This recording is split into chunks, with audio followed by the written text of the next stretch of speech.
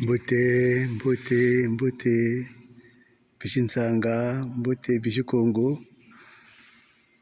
Je suis heureux d'intervenir aujourd'hui, à la fois pour souligner le grand travail que le Seigneur donne à notre frère, Pangieto, Nayayeto, selon qu'on se situe dans la lignée Moyo. En tout cas, il mérite d'être encouragé et je sais qu'il ne fait plus que cela, C'est comme cela quand Dieu te saisit et te met dans une mission.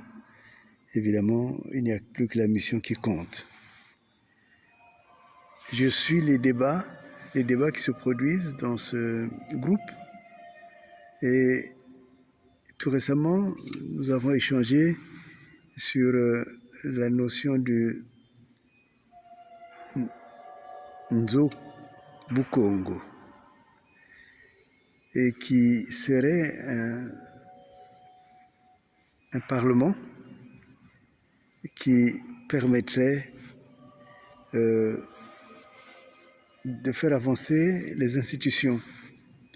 Et je trouve l'intuition très belle d'avoir commencé par le Nzo Bukongo, parce que, évidemment, quel que soit le lieu et quelles que soient les familles, ce qu'on construit le premier, c'est le Nzo, c'est la maison, la demeure.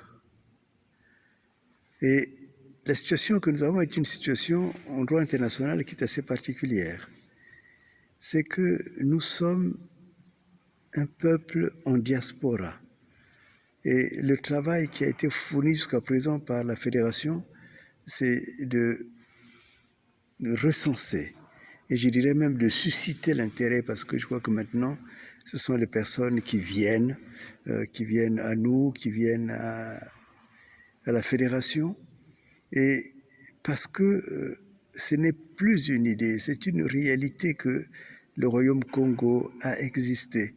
Mais c'est aussi une volonté que ce royaume doit exister, non plus fictivement, mais de manière factuelle, de manière territoriale, mais tout cela se gagne avec le temps. C'est pour cela que si on ne peut pas être présenté comme un État, ce qui est une réalité, puisque le Royaume Congo est, je dirais, disséminé non seulement dans des États déterminés, comme la RDC, comme le Congo, comme l'Angola, comme le Gabon, et aussi une partie du Cameroun. Ce qu'on oublie souvent vers les Douala, c'est vraiment des Congos qui sont là-bas. Mais par-delà cette possibilité de repérage géopolitique, il y a aussi une grande réalité de ces Congolais avec cas qui sont dispersés.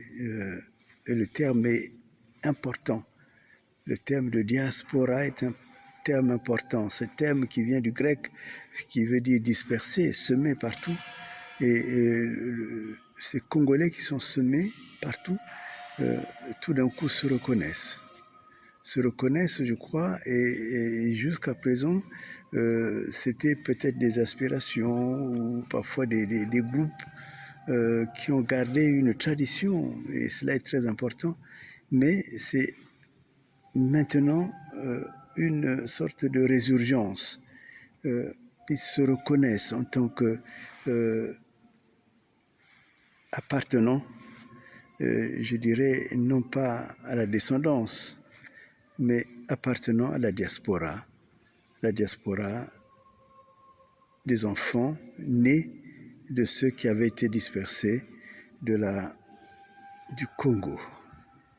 Et alors, étant un peuple en dispersion, nous sommes une nation dispersée. Et cette notion est importante. La nation, on ne peut pas nous la contester, parce que c'est la conscience que nous avons d'être et d'appartenir à ce peuple-là. Et ce peuple étant à l'intérieur d'autres nations, d'autres peuples, il est tout à fait normal que nous puissions nous reconnaître comme étant des personnes de la même nation.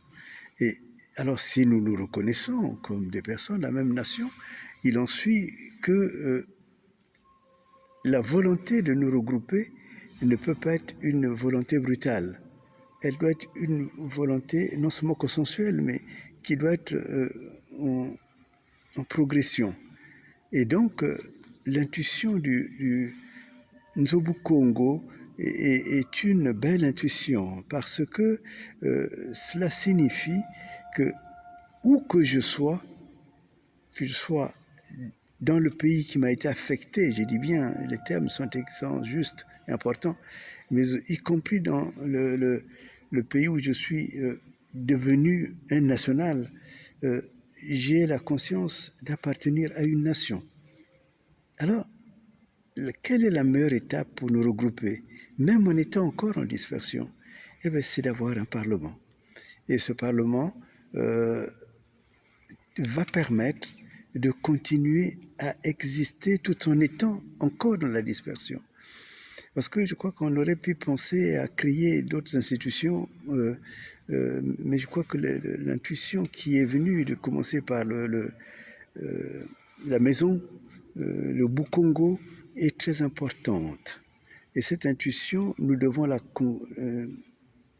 continuer à la soutenir. Et c'est pour cela que je souhaite de tout cœur que vous soyez tolérants s'il y a des dérapages. Et ce n'est peut-être pas en termes de sanctions qu'il faut parler, mais il faut parler en termes de loi. C'est-à-dire que nous allons rétablir les lois qui donnent l'identité de Bumuntu. Qu'est-ce qui fait que nous ayons le Bumuntu? Qu'est-ce qui fait que nous soyons des originaires de ce royaume Congo? Et cette réalité, elle passera par des lois. Et quand les lois sont établies, c'est à partir des lois que vont être les institutions judiciaires, les institutions de coordination et toutes ces institutions politiques. Voilà, et je vous souhaite une bonne continuation et nous sommes ensemble.